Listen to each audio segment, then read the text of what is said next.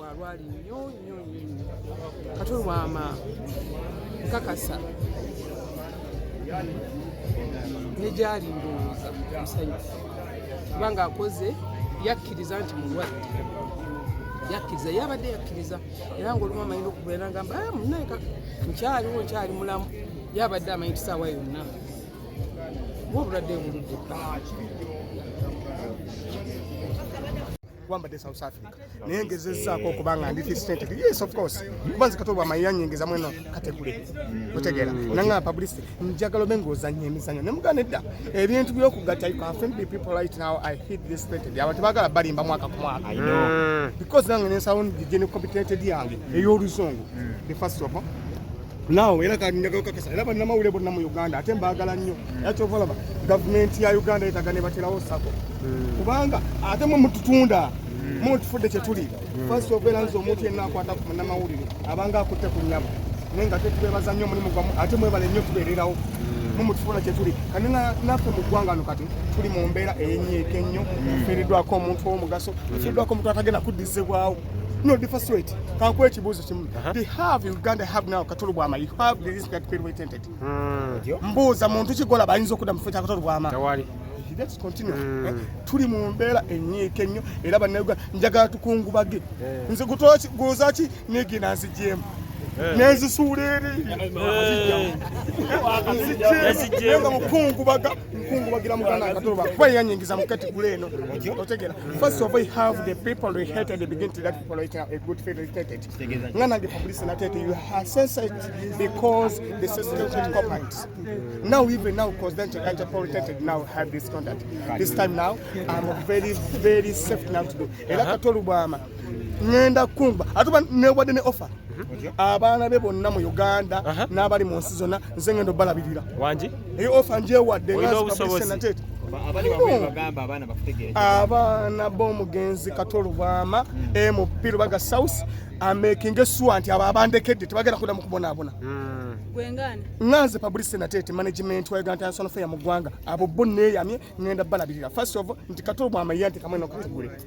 First of all you had been there people right now good represented kategeza chako sida mudabo wako ekyo choche chanje ne musomo Salumi yamboza yasene padi bikole sema waka ne mboza madam kayula for die my books oyagala mfire mbitabo yapa suspect ostegera ne this time now tuli munyeeke era baganda bange tuli munnaku eyekitalo kubanga twali tukyakungubagira muganda afe uchuyi oyo atugenzeeko tubadde tukyeteekateeka ebivulu bino ebigenda okubaawo mu ggwanga ate muganda afe Kato Lubwama next week next time nabadde naye olunaku lweggu nabadde nga twogerera kwebyo ebivulu ne muganzi byantabudde nzire side kinangamba publicity tozongazonga nga mulwadde wa lumu making sure ogenda kuwagira ono omwana simanyi ani ono ali wano garden city palaso palaso ono omwana yani ayine skin bange kati buno mtu gwawula kayogerako ayine skin afuuse ensonga atenga yakajana kusatu awunya ayine skin simanyi nakumanya ne kati mukama Katonda nankwasako oyo nani ayine skin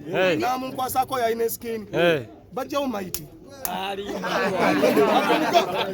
omukolachi ayine sikini namala mukwatako bukwasi bajjawo maiti tudeko yo kumulama Katonda abiki byoyinza oba okujjukira ku Kato Lubwama bingi. First of all bingi Kato Lubwama nze namubwa kyetwandiyise idea ey'okujja kuba mupimu baga South era twali wano ne mugamba nedda making sure nze ndabyeko ku bantu abagira mu test powers abantu babawolo ekyo era nze namuleta ne program nga naleta anytime now nze namuleta ne program bakuwoye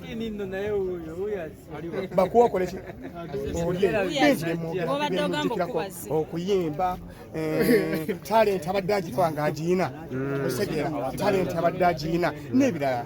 First of all abadde muntu agala abantu era ndowooza nkulaga muline essaza lyaffe wano emutunde wano boda zonna kubanze nze omupublicity natete akola mu boda mu Uganda kakati boda zonna eziri wano zibadde za Kato Lubwama ngazigabugabi baana bagende beddaabulule gwali okyabye ku mugagga kyawo ate nga tabadde mugagga naye it's time now tumujjukirako bingi industry y'okuyimba ebyemizannyo okitegeera. First of all ennyimba ennyingi ate abadde muntu ali so oriented okitegeera nga buli muntu amutegeera nga bwogamba nti publicity natete ayiseekaawo first of all kapitana debit now tuli mu nyiike eyita tetugenda kuzzaawo muntu yenna alinga Kato Lubwama.